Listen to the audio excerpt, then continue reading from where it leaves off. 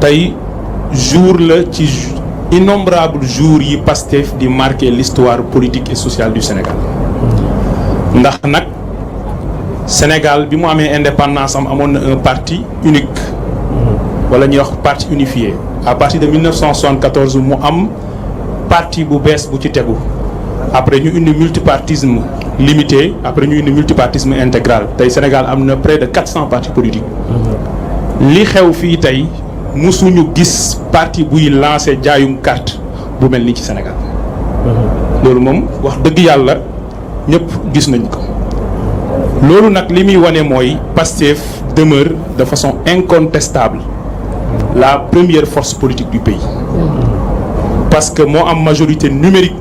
moo am majorité sociologique mais moo am majorité ci fa peuple bi di décider te ñu ko fay teewal muy assemblée nationale kon nag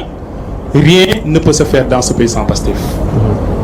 li ci tegu nag mooy jëndum wala jaayum carte de membre lan lay manifester mooy yow tey ngay jëmmal ne dugg nga Pastef officiellement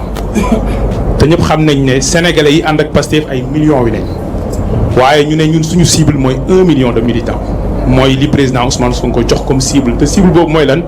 lii mooy plancher bi mooy bu néewee ba néew 1 million de militants te jàpp naa ne chiffre yi ñu fi annoncé tey ñuy wax 70 000 loolu laa dégg moom la Chérif wax ñun à la commune de Grand Yoff aujourd'hui on est à près de 5000 cartes vendues sànq laa woote ñu ne ma jeex na 5000 cartes te lancement uniquement dans le département de Dakar commune Grand Yoff 5000 cartes ci commune boo xam ne 85 000 électeurs la ci diggante 10 heures ba 17 heures ñu jaay fa 5000 cartes loolu nag moo lay wan ni nag fi mu toll nii liggéey bi door na te du mus a wëy def nañ suñu congrès suñu président à l'unanimité ñu fal ko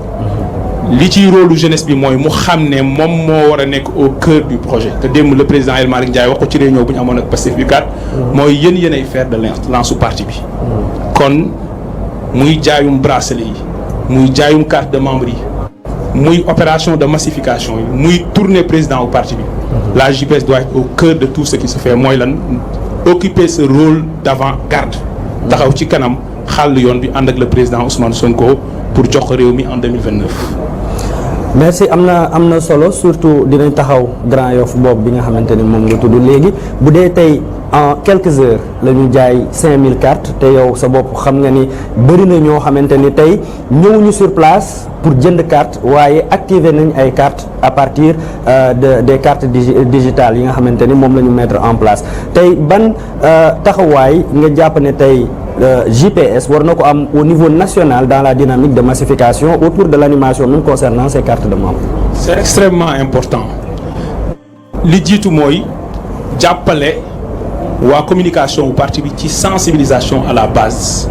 pour nit ñi xam fan nañu jaar ba jot seeni carte membre ñaareel bi mooy ñi accueillir nit ñi surtout jeunesse bi nga xam ne boo xoolee l'âge médian au Sénégal c'est 19 ans mais ñi am 19 ans ñooñu ñi ci am carte électeur c'est moins de 10% te loolu statistique u observateurs électoraux yi doon ñëw ci ay dëkk jugee ci Union européenne ñoom ñoo ñëw wax loolu kon à travers cette carte de membre mën nañu identifier jeune bi am 17 ans 18 ans 19 ans ou 20 ans nga xam ne mën na voter ci élection yi di ñëw wala dina mën a voter en 2029 wala ci diggante bi élection bu fi mën a am nga fexe ba mu jënd carte membre Pastefam il est non inscrit bu révision ordinaire bi ñu nekk amee mu dem bu dee révision exceptionnelle la mu dem inscrit sur liste yi mais da nga koy identifier au préalable. nous sommes en. jaajëfal naa leen baax a baax mbokk internautes yi li may wax mooy Ousmane Sonko instant bi wax dëgg yàlla ñun ñëpp war nañ xam que ne base politique moom moo ko yor ci réewum Sénégal keneen ku taxaw di jaay ne yor na base politique dafay nax boppam. voilà à travers comme li nga xam ne jamono ji gis ngeen ko comme ni ko nga jëmatul révélé plus de 130 millions nga mën koo jaay si lu matul 24 heures te dépassé na ko sax dem mais ab xayma rek bu ñu lim ay gens yoo xam dañuy jóge fan ci diaspora bi ñëw ngir rejoindre Pastef di jënd ay cartes avec plaisir di jënd seen ay njaboot kon lii dafay firndeel président Diomaye que ne fale bi mu toog Sénégalais yi Ousmane Sonko lañ ko doon xoolee mais biñ koy fal fële ñu ko moom en personne mais Ousmane Sonko lañ koy fale gis naa nag recevoir la ay mën naa ne ay maire ki pa ci li nga xam ne moo di palais bi voilà jamono ji en tout cas di leen rassurer ak bëggam liggéey am na ambition loolu moom président man loolu ma koy nangul am na ambition li muy def dëggu na ci moom mais en tout cas man dama jàpp ne dafa juum voilà dafa juum ci li nga xam ne def na ko mooy que Ousmane Sonko ci boppam moom moo waroon nekk premier conseiller président Bassirou Diomaye Faye ku gëstu ci ginnaaw nga ko waroon a gis man damay wax ne Ousmane Sonko tey jii maanaam mën naa ne déranger wul Diomaye mais ñi muy déranger mooy ñi ànd ak Diomaye te nga xam ne bëgguñ Sonko te xam nañ ban façon nit la ñoom la Sonko arrangé wul ñooñu la Sonko arrangé wul mais nag président Diomaye bis bu yàlla dogalee mu référendum bi ñuy wax am xanaa doo dem référendum ba noppi naan wotti leen moom loolu moom xanaa doo ko dégg ci àdduna voilà référendum nag bu amee man damay wax ne en tout cas président Diomaye dana xam ne kon dana xam moom mooy kan ci réew mi il est le président de tous les Sénégalais de mais bul fàtte ne ak peuple ñoo la fal te peuple bi ñoom moom seen choix de ku leen neex lañ koy jox voilà te jamono ji nag gis nga ne choix peuple bi mooy Ousmane Sonko 2009 ji benn tout le mal tey jii ginnaaw bi Cheikh Bara génne ne président Diomaye Sonko 2009 la bañ a dégg gis nga nii tey bracelet yaa ngi dàqante carte Pastef yaa ngi dàqante Ousmane Sonko même la personne même dem na moom démb jënd li nga xam ne moo di carte Pastef def na ab sortie wax na lu bëree bëri ci parti Pastef voilà képp koo xam daal jàmm moo la tax a jóg ci réew mi ak bëgg foo bëgg ak ci politique ak fa Pastef moom li am danga koy nangul loolu lu yàlla dogal la voilà lu yàlla suñu borom dogal la voilà mu nekk loo xam ne en tout cas lu exceptionnel la voilà loo xam ne tey jii man bi okkee man avant tout d'abord da ngay toog nga xalaataat nga ni waa man kan mooy Ousmane Sonko kon moo lay xam ne nit ñi toppuñ Sonko ci hasard yenn yi suñu borom sax laa la wax suñu borom yi nga xam ne mooy buur yenn yi moom en tout cas dañoo war a nangu ne moom ci bopp moom moo ko dogal voilà loolu moom ndogalu yàlla la Ousmane Sonko ni mel ci askanu Sénégal ndogalu suñu borom la kenn mënu koo dindi koo xam ne ay at ndaw ñi di ko topp ñenn ñi faatu ñii ñàkk seen ay cër ñi ñàkk seen place liggéeykaay ba tey jii nii may waxee yow ñooñu topp gi ngay topp teewul dañ koy gën a bëgg te moom Ousmane Sonko du wax waxi démb mooy waxi teyam toppal ay discours am bépp discours bu mas a demal xool daanaka lam wax ci biir rek lay waxaat ci bi mooy naka lay def ba changé réew waaye itam naka lay def ba lan diggante woon askanu Sénégal bis di ñëw ñu ne ko ah Sonko yaa ñu ne woon lii defoo ko xoolal Ousmane Sonko da ngor gaal di ñu teg